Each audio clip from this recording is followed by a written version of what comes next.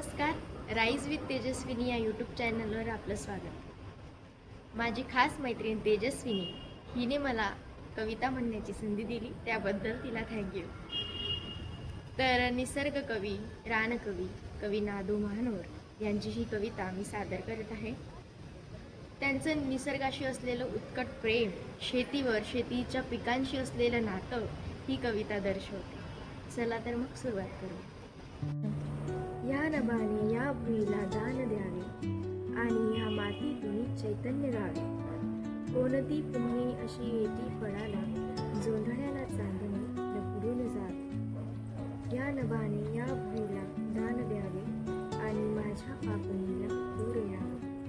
पाहता ऋतुगंध कांती सांडलेली, पाखरांशी खेळ मी मांडून गावे.